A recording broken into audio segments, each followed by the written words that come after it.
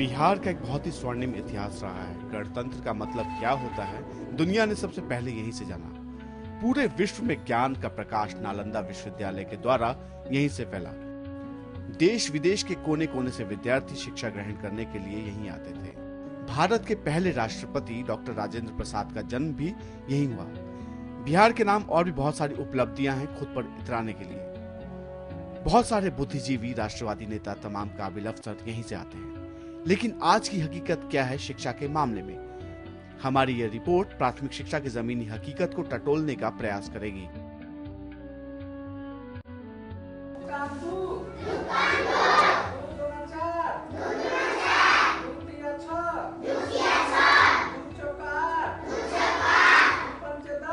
नमस्कार, हमारी इस खास पेशकश में आप सभी का बहुत बहुत स्वागत है। आपके साथ मैं हूं सिद्धार्थ। शिक्षा का अधिकार कानून लागू हुए एक लंबा अरसा बीत चुका है। इस कानून का असली मकसद यही है कि हर बच्चे तक शिक्षा का अधिकार पहुंच सके, कोई भी बच्चा इससे वंचित ना रहे। इसके लिए राज्य और केंद्र सरकारों ने बहुत से सराहनीय प्रयास भी किए ताकि हर गांव में, पूरे देश के हर हिस्से में स्कूल खुलें। लेकिन प्राथमिक शिक्षा का क्या हाल है, हम आज यही जानने पहुंचे हैं। इस वक्त मैं हूँ बिहार के दरभंगा जिले में। जैसे कि आप सभी जानते हैं कि बिहार में शिक्षा की बहुत ही समृद्ध परंपरा रही है। नालंदा जैसे विश्वविद्यालय यहीं पे पनपे और यहाँ से दूर दूर के छात्र यहाँ पर पढ़ते थे। लेकिन हम वर्तमान में इसकी स्थिति देखें तो विभिन्न आंकड़ों की बात करें तो 80 विद्यार्थियों पे सिर्फ एक ही कक्षा है पढ़ने के लिए। 57 छात्रों पे एक शिक्षक है पढ़ाने के लिए। 10,000 से ज्यादा शिक्षक पिछले साल फेल हो गए पहली से 5वीं तक के एग्जामिनेशन में। यानी 24% ऐसे कैजुअल टीचर्स थे जो अपनी परीक्षा को पास नहीं कर पाए। कैग की रिपोर्ट की माने तो कैग ने खगड़िया, गया, सीतामढ़ी आदि जिलों में एक अध्ययन क्या पाया कि गांव के कुल छात्रों से ज्यादा, गांव में जितनी जनसंख्या है बच्चों से, उससे कहीं अधिक संख्या में नामांकित बच्चे थे स्कूलों में। यानी यहाँ भी भारी पैमाने पर अनियमितता पाई गई। कक्षा 1 से लेकर 5वीं तक बहुत से छात्र अपना नाम नहीं लिख सकते। पहली कक्षा के विद्यार्थी 1 से लेकर 9 तक की गिनती भी नहीं जानते हैं। कक्षा 4 और 5 के विद्यार्थियों को आज भी टेक्स्ट बुक पढ़ने में दिक्कत होती है। क्या यही है जमीनी स्तर पर शिक्षा का हाल? हम आज यही जानने निकले हैं। अपने इस कार्यक्रम के दौरान हम जाएंगे दरभंगा, समस्तीपुर, मधुबनी, सीतामढ़ी और आसपास के जिले के दूर दराज के गांवों में और जानने की कोशिश करेंगे शिक्षा का हाल क्या है। तो आइए चलते हैं।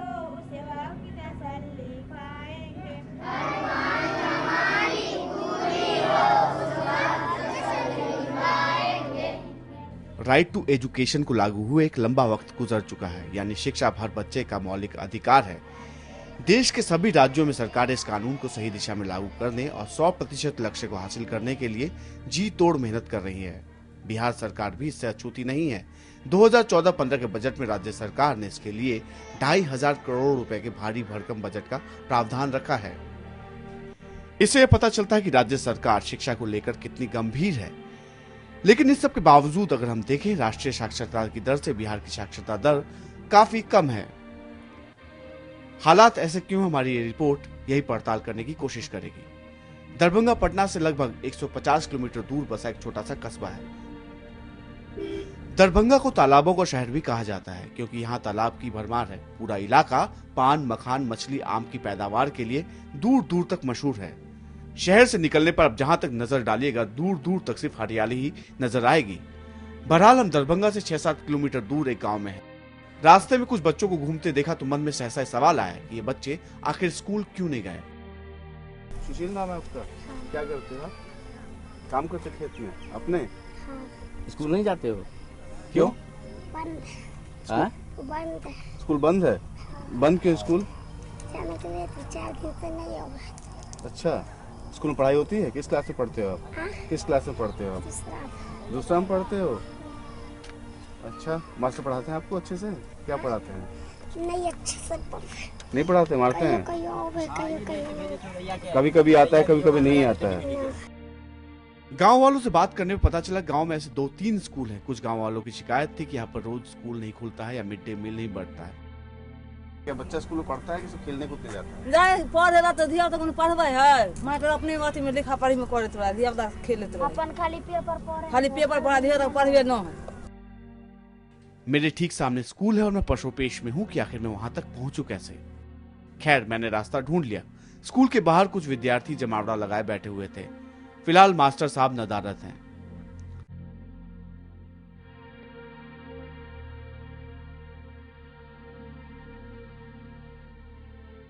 राइट टू एजुकेशन RTE को लागू हुए आज कई साल हो चुके हैं। शिक्षा की जमीनी स्तर पर हकीकत क्या है जानने के लिए इस वक्त हम पहुंचे दरभंगा से 5-6 किलोमीटर दूर बरसेला गांव में।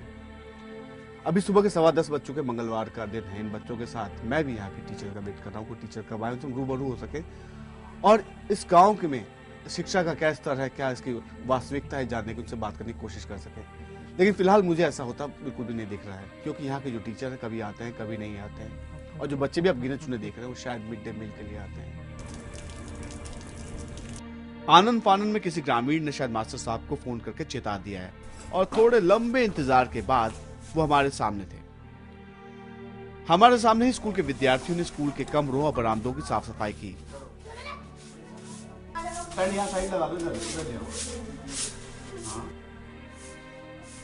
बच्चे अपने घर से ही बैठने के लिए टाट पट्टी या बोरे साथ लेकर के आए हुए हैं।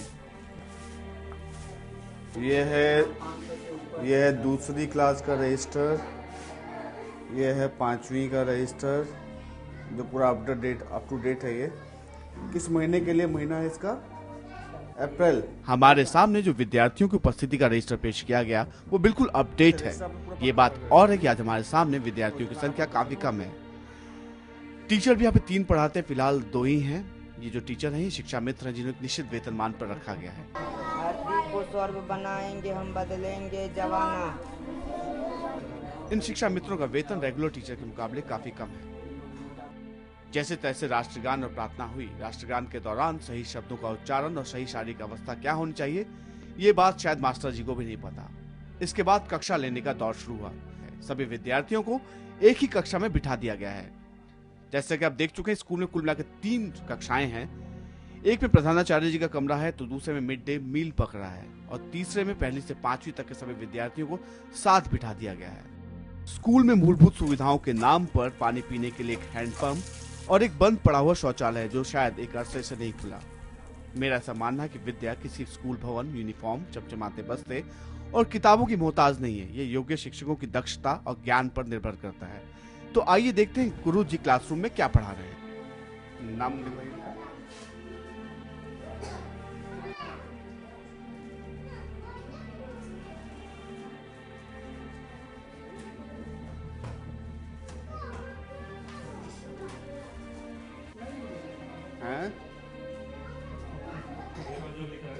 हाँ यार, मतलब घबराते हैं क्यों, मुझे समझ में नहीं आता है। आप लोग उन काबिल टीचरों से बहुत अच्छे हो, 60,000 महीना उठाते हैं और कुछ नहीं करते हैं।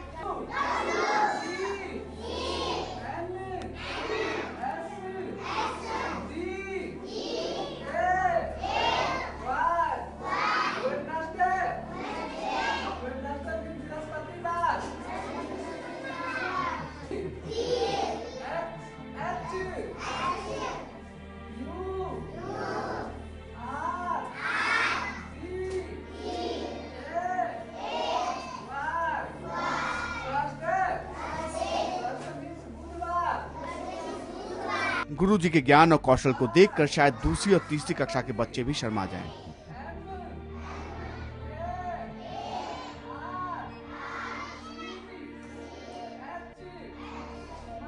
सिर्फ स्पेलिंग मिस्टेक और दिनों के नाम ही गलत नहीं बताया बल्कि हिंदी में भी बहुत गलत लिखा है। अब आइए इनसे थोड़ा सामान्य ज्ञान भी ले लें।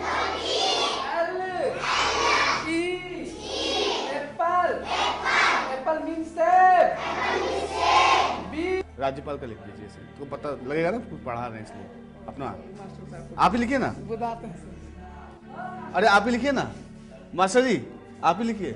ऐसा कहा जाता है कि इंजीनियर की गलती ईंट और चूने में दब जाती है, डॉक्टर की गलती कब्र में दफन हो जाती है, वकील की गलती फाइलों में कहीं गुम हो सकती है, लेकिन एक अध्यापक की गलती किसी भी देश के जीवन के हर क्षण में झलकती है। अभी हमने देखा दरभंगा शहर के बहुत पास बसे स्कूल का हाल। स्कूल में शिक्षा के नाम पे सरकार हर साल छात्रवृत्ति, वर्दी, किताब और दूसरे मदों में अच्छा खासा पैसा जुटा रही है, लेकिन क्या उसका फायदा इन विद्यार्थियों को मिल पा रहा है इसका आपने अंदाजा खुद ही लगा लिया होगा। जहाँ पे जो शिक्षक है वो जनवरी फरवरी यहाँ के राज्यपाल, लोकसभा अध्यक्ष, इन सब के नाम भी नहीं जानता है, बहुत सारी गलतियां करता है और वही गलतियां आगे छात्र भी करते हैं।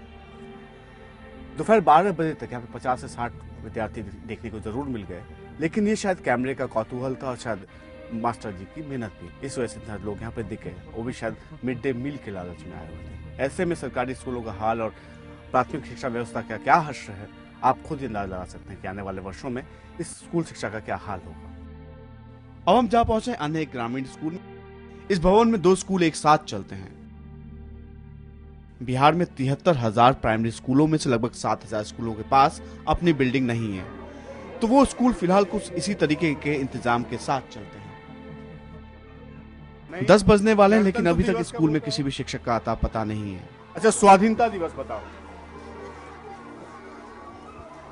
गणतंत्र दिवस, स्वाधीनता दिवस, शिक्षक दिवस, तीनों के बारे में।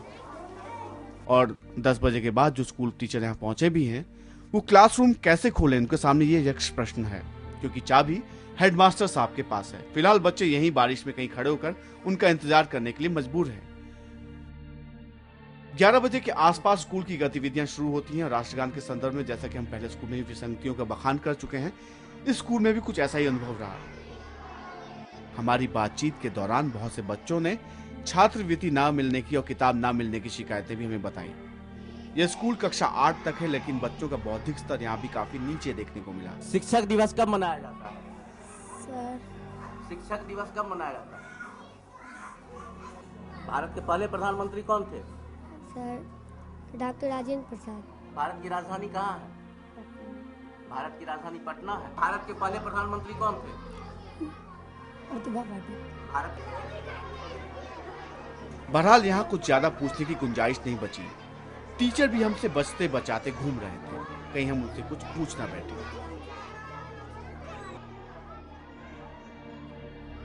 इस वक्त मैं जहाँ खड़ा हूँ, ये दरभंगा जिले का एक अन्य ग्रामीण स्कूल है। स्कूल में नियमित पढ़ाई लिखाई होती दिख रही है और क्लास में पढ़ाई लिखाई का स्तर भी ठीक ठाक दिख रहा है।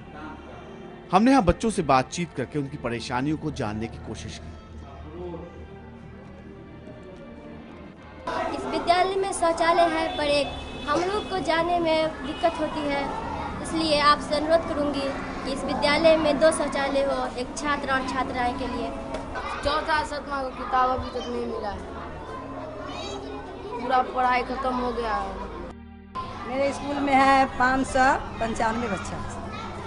तो डेस्क और वर्दी और किताब वगैरह से बच्चे लेके नहीं है सर, क्या पढ़ने मिलता, किताब नहीं मिलती सरकार से? सर किताब सबको पास नहीं, सब किताब बांट दिए हैं। सबको किताब मिली है, सबको किताब बांट दिए हैं। ड्रेस के लिए भी पैसा जो मिला था उसको भी सबको दे दिए हैं। हाँ जी, नहीं 7 ही करके मिलता है, 500 700 ऐसा करके मिलता है। छात्रवृत्ति कितनों को देते हैं? जो 75% उपस्थिति रहता है बच्चे, उसको देते हैं। स्कूल में मिड डे मील पकाने की पूरी तैयारियां चल रही हैं। ये बात और है कि हमारे कैमरे आने से पहले कुछ बच्चे यहाँ पे इनके हाथ बटाते देखे गए, लेकिन शायद फिलहाल यहाँ चलता है।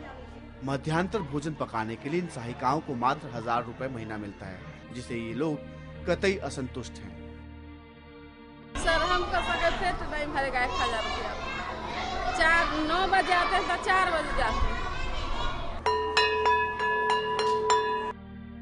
अब हमें मधुबनी जिले के एक सुदूर ग्रामीण स्कूल में कमरों की संख्या भी काफी अधिक है। हमारे सामने 2 अर्धनिर्मित इमारतें भी दिखाई दे रही हैं। उम्मीद करता हूं कि विद्यार्थियों की तादाद ज्यादा होगी। हालांकि मुझे बताया गया है कि यहाँ 1 किलोमीटर की परिधि में 3 से 4 स्कूल हैं। स्कूल के विद्यार्थी डेस्क पर पढ़ाई कर रहे हैं, किताबों के साथ आए हुए हैं और सुचारू ढंग से पढ़ाई कर रहे हैं। काफी सुकून मिलता है कि चलो सरकारी स्कूलों में भी देश का भविष्य कहीं ना कहीं सुरक्षित है।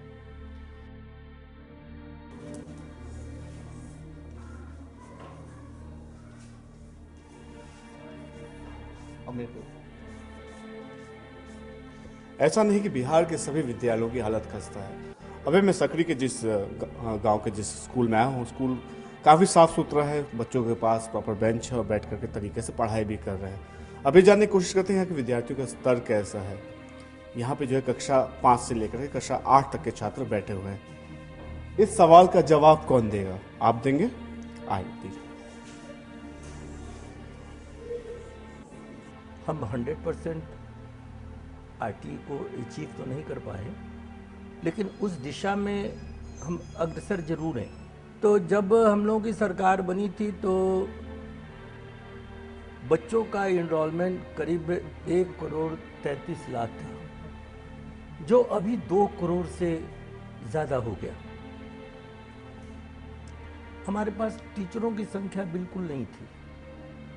हम लोगों ने करीब 4 लाख टीचर को हम लोगों ने, अभी भी उसमें शॉर्टेज है, जो आरटी का जो नॉर्म्स है उसमें करीब हम लोगों को आप समझिए 2 लाख का शॉर्टेज है अभी।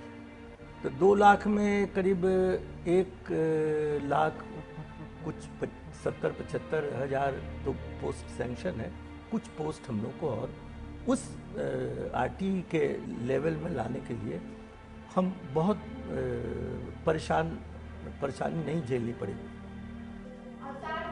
ज्यादातर प्राथमिक माध्यमिक स्कूलों में एक समय में शिक्षकों की कमी को पूरा करने के लिए शिक्षा मित्रों का चयन किया गया था, लेकिन इनके मन में भी कहीं ना कहीं असंतोष है कि हमारा वेतनमान इतना कम क्यों है। जी हाँ, जो नियमित शिक्षक हैं उन्हें एक ही काम के लिए 40,000 के आसपास सैलरी है, लेकिन वही काम हम लोगों से करवाया जाता है और उसमें मानदेय 9,000 10,000 के आसपास है।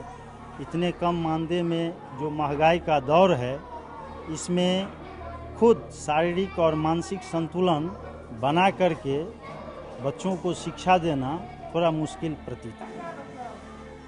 दरअसल ज्यादातर शिक्षा मित्रों का चयन पहले पंचायतों के द्वारा हुआ, क्योंकि एकाएक हजारों अध्यापकों की कमी को पूरा करना असंभव था। इसके लिए साल 2003 में पंचायतों के स्तर से मैट्रिक और हाई सेकेंडरी पास लोगों को भर्ती किया गया है, जिसमें से ज्यादातर लोग वहीं के ग्रामीण थे। हालांकि बाद में राज्य सरकार ने समय समय पर विभिन्न ट्रेनिंग प्रोग्राम के जरिए उनको प्रशिक्षित करने का प्रयास किया। टीचर्स लोगों को प्रशिक्षित करते हैं, प्रशिक्षण देते हैं। सीआरसी स्तर पर उन लोगों की प्रशिक्षण होती है, यहाँ बीआरसी स्तर पर होती है, जिला में भी प्रशिक्षित किया जाता है, उनको कहा जाता है, बतलाया जाता है। तो सुधार हो रहा है, सतत इसमें सुधार की गुंजाइश है। गौरतलब है कि पिछले साल राज्य सरकार द्वारा दिए गए दक्षता परीक्षा में 10,000 से ज्यादा शिक्षक फेल हो गए थे, जिसमें से मात्र पहली से 5वीं तक के सवाल पूछे गए थे। जो शिक्षा का अधिकार है, राइट टू एजुकेशन बिल हम लोगों ने पास किया था, वो समझिए बिल्कुल ही खत्म है। बच्चों को ये नहीं मालूम कि देश के राष्ट्रपति या प्रधानमंत्री का नाम क्या है, स्कूल आते नहीं है और शिक्षा को खिचड़ी बना दी गई है। सच मायने में, असली मायने में खिचड़ी हो गई है। शिक्षक जहां स्कूल में 10 होने चाहिए वहां पर 2 नहीं है, और जो 2 हैं वो ठेकेदार बन गया है। आप कमरा बनाइए, आप बिल्डिंग बनाइए, हेडमास्टर के अंतर्गत आपने एक कमेटी बना दी है, कमरे आए उनको बनाए। किसी शिक्षक को आपने कहा कि आप खिचड़ी बनाइए, तो वो खिचड़ी बनाता है और शिक्षा की खिचड़ी पकती है। बच्चों को यह नहीं बताया जाता कि शिक्षा के लिए बुला रहे हैं, खिचड़ी मिलेगी, सीखना भी पड़ेगा। लोग अपना नाम नहीं लिख पाते हैं। जहां पर हम सोचते हैं कि शिक्षक 10 होने चाहिए, वहां है नहीं। बहुत जगह पर आप जाइएगा तो लिखते हैं फलाना स्कूल, लिखेंगे बेमकान का स्कूल। तो कहां है भाई? हवा में है, पेड़ पर है, कहां है?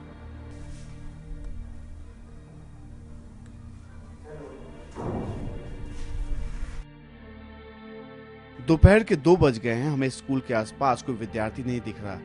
अलबत्ता जो आसपास खेल रहे थे उन्हीं को इकट्ठा करके क्लासरूम में भेज दिया गया है। स्कूल में कुल 5 शिक्षक हैं, 3 को किसी ट्रेनिंग कार्यक्रम में हिस्सा लेने के लिए भेजा गया है। बच्चे इसलिए कम है क्योंकि स्कूल में पिछले कई रोज से मिड डे मील नहीं पका है। छोटी कक्षा में प्राथमिक शिक्षिका बच्चों को सामान्य ज्ञान पढ़ा रही है।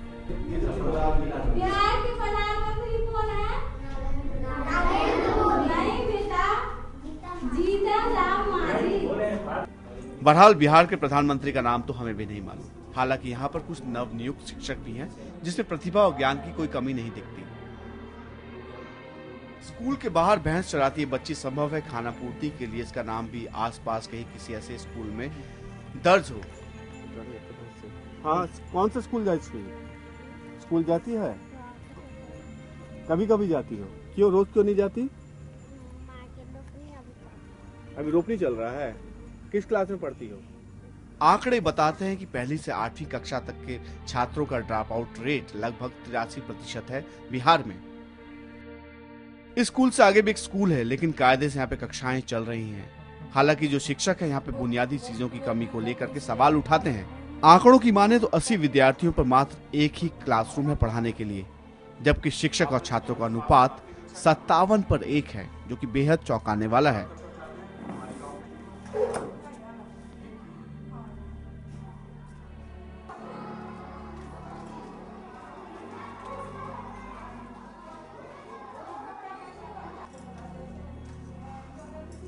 प्रॉब्लम रहता है, हम तो किसी तरह अपना क्लास सॉल्व करते ही हैं, और जब खाली रहते हैं वो लोग नहीं आते हैं तो इधर उधर भी देखना पड़ता है। बिहार में आज भी सर्व शिक्षा अभियान के तहत 2 लाख शिक्षकों की कमी है, जिसके लिए राज्य सरकार निरंतर प्रयास कर रही है। ये भी सरकारी स्कूल है सर। मधुबनी के बेनीपट्टी इलाके का यह स्कूल खुद अपनी हालत बयां कर रहा है। 10:30 बजे तक शिक्षकों के दर्शन नहीं हुए हैं। ये जो स्कूल में जो ताला लगा हुआ है, स्कूल के सिर्फ एक कमरे का ताला नहीं है, बल्कि बच्चों की किस्मतों पर लगा हुआ ताला है, जिसे खोलने के लिए सिर्फ आर्ट ही काफी नहीं है। इसके अलावा इनको खोलने के लिए हमें चाहिए सरकारी इच्छा शक्ति। जब तक सरकार की इच्छा शक्ति नहीं होगी, राज्य सरकार इस कानून को पूरी तरह से बहाल नहीं करेगी, बहुत कड़ाई से लागू नहीं करेगी, तब तक शायद देश की शिक्षा की हालात की तस्वीर बदलने वाली नहीं है।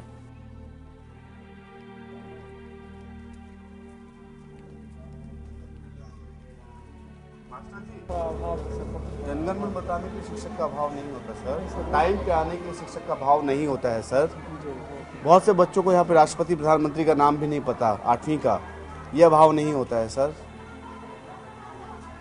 राष्ट्रपति का नाम तो आप भी जानते होंगे, क्या नाम है राष्ट्रपति का? राष्ट्रपति अभी प्रणब मुखर्जी हैं। कौन है? प्रणब मुखर्जी। उपराष्ट्रपति? उपराष्ट्रपति करजई, यानी हामिद करजई। हामिद करजई। हामिद करजई है उपराष्ट्रपति। 95 बच्चों की क्लास है। राष्ट्रपति का नाम कौन बताएगा? भारत के राष्ट्रपति कौन है? हाथ खड़ा करो, चॉकलेट मिलेगा। कौन बताएगा? भारत का राष्ट्रपति कौन है? अच्छा चलो, प्रधानमंत्री कौन है हमारे? हमारे प्रधानमंत्री कौन है? हाथ खड़ा करो, चॉकलेट दूंगा, डरो मत। कौन है बताओ बताओ बताओ। क्या बोला उन्होंने, सुना आप लोगों ने? कौन है हमारे यहाँ के मुख्यमंत्री बिहार के? अच्छा, भारत की राजधानी कहाँ है? भारत की राजधानी पटना है। अच्छा, बिहार की राजधानी कहाँ है? बिहार की राजधानी नई दिल्ली और भारत की राजधानी पटना। किसने बताया आपको? सर ने बताया। तालियां सर के लिए। चलिए, अब बारी मास्टर जी की थी, जो अब तक सफाई दे रहे थे। 4 राज्यों के नाम उन्होंने जैसे तैसे तो लिख डाले, लेकिन उनकी राजधानियों के नाम नहीं बता पाए।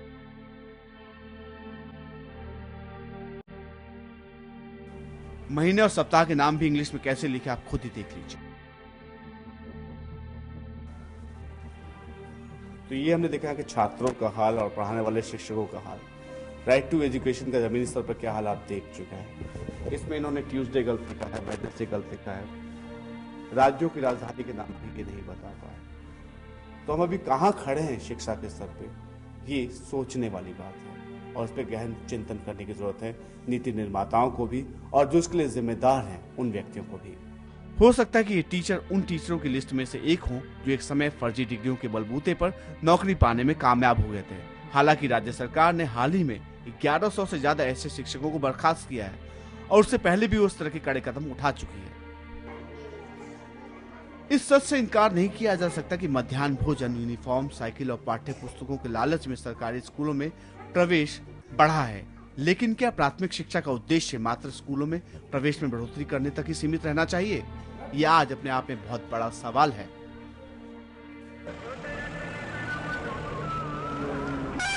आइए अब चलते हैं दरभंगा के पास समस्तीपुर के इलाके में। दरभंगा से समस्तीपुर जाने के क्रम में हमें रास्ते में कई जगह पर बाढ़ जैसे हालात दिखे। इन क्षेत्रों में बाढ़ जैसी समस्याएं अक्सर आती रहती हैं। कई स्कूल हमने पानी में डूबे हुए देखे। कई स्कूलों में जाने के लिए घुटने भर पानी में से होकर के गुजरना पड़ता है। फिलहाल मेरी ऐसी हिम्मत नहीं हो रही। रास्ते में हमें और भी कई स्कूल जाने का मौका मिला, लेकिन यहाँ भी हालात ढाक के 3 पात हैं। आप खुद ही देख लीजिए। बिहार के संदर्भ में यह बात सही है कि यहाँ आज भी बुनियादी सुविधाओं की दरकार है। कमरों में पर्याप्त रोशनी, बिजली, फर्नीचर, शौचालय जैसी मूलभूत चीजें नहीं है। लेकिन इससे भी बड़ी समस्या है योग्य शिक्षकों की। स्कूल के ज्यादातर बच्चे बाहर खेल रहे हैं और ये दोनों शिक्षिकाएं निश्चिंत भाव से बैठी हुई हैं। अब चूंकि कैमरा पहुंच चुका है तो क्लास तो जरूर ही होगी।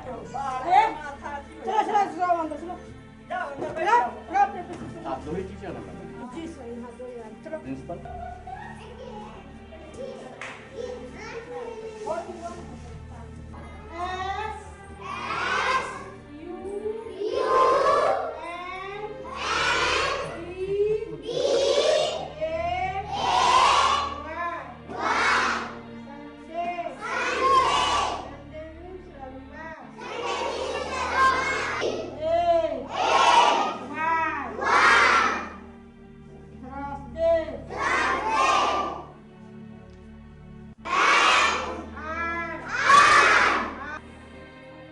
दर्शकों को हम ये बात बता दें कि इन्हें हमने अंग्रेजी में लिखने के लिए बिल्कुल नहीं बोला है। शायद यह अति उत्साह का परिणाम है।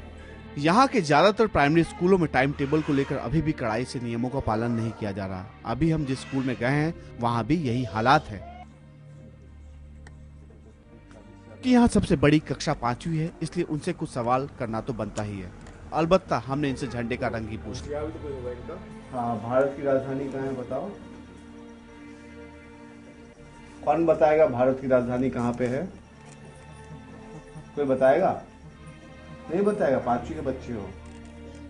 कौन? अच्छा, हमारे झंडे में कितने रंग है ये बताओ? हरा, लाल, उजला। सबसे ऊपर कौन सा रंग होता है झंडे में? हरा नहीं, लाल भी नहीं होता, उजला भी नहीं होता, नीला तो होता ही नहीं बच्चों। ज्यादातर स्कूलों में हमने देखा कि शिक्षक अनुपस्थित पाए गए। यहाँ भी 2 टीचर हैं, लेकिन एक ही हमारे सामने मौजूद हैं। सरकारी स्कूलों की बदहाली की वजह से ऐसे बच्चों की भी कमी नहीं है जिन्होंने अपना नाम प्राइवेट स्कूलों में भी करवा लिया है। शायद इसीलिए हर गांव, गली, मोहल्ले में कुकुरमुत्ते की तरह सैकड़ों स्कूल उगाए हैं, लेकिन इनके हालात भी ज्यादा अच्छे नहीं हैं। आंकड़े बताते हैं कि ऐसे बच्चों की भी कोई कमी नहीं है जिन्होंने सरकारी स्कूलों के साथ प्राइवेट स्कूल में भी अपना नामांकन करवा रखा है, ताकि सरकारी स्कूल की सहूलियतों के साथ साथ प्राइवेट स्कूल का भी ज्ञान मिल सके।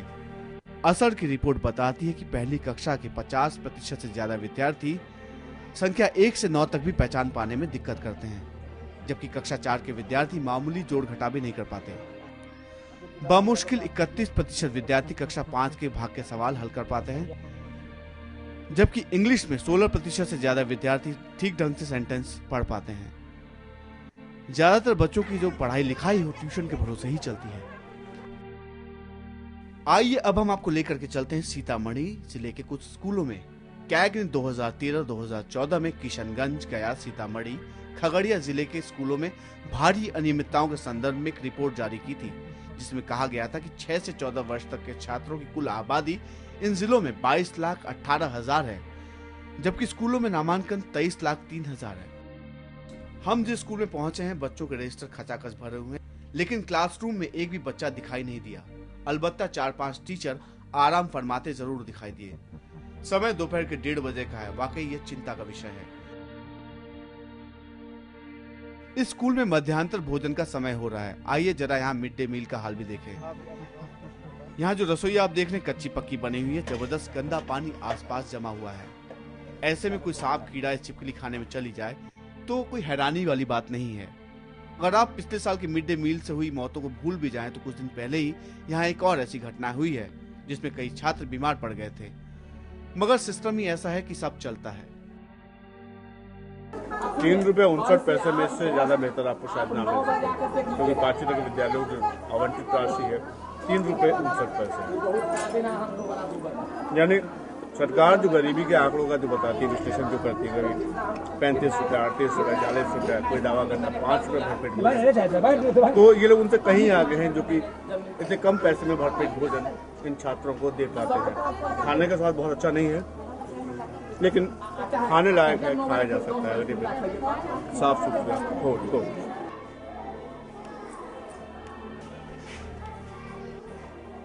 हमारी इस रिपोर्ट में कई चौंकाने वाली बातें सामने आई हैं। बिहार में बच्चों का जो ड्रॉप आउट रेट है वो लगभग 82% है, कक्षा 1 से लेकर कक्षा 7 तक। इसको रोकने के लिए मिड डे मील, छात्रवृत्ति योजना, बहुत सी योजनाओं का सहारा लिया गया, जिसके चलते रजिस्ट्रों में विद्यार्थियों की संख्या तो बढ़ी है, लेकिन क्लासरूम का नज़ारा कुछ अलग ही स्थिति बयान करता है। और जहां तक शिक्षकों की बात करें तो यहाँ पे आज भी 2 लाख शिक्षकों की कमी है, जिसकी भरपाई के लिए विभिन्न निकायों से कैजुअल शिक्षकों की भर्ती की गई। लेकिन शिक्षकों का क्या हाल है वो आपने देखा। बहुत से शिक्षकों को प्रधानमंत्री और भारत के राष्ट्रपति तक का नाम पता नहीं, छात्रों को भारत की राजधानी भी पता नहीं। ऐसे में बहुत ज़्यादा बेहतर अच्छे आसार नज़र नहीं आते हैं। उम्मीद की जानी चाहिए कि हमारे जो नीति निर्धारक हैं वो कुछ ठोस पहल करेंगे ताकि शिक्षा के क्षेत्र में भी बिहार के दिन बदलें। हमारी आज की रिपोर्ट में बस इतना ही। नमस्कार।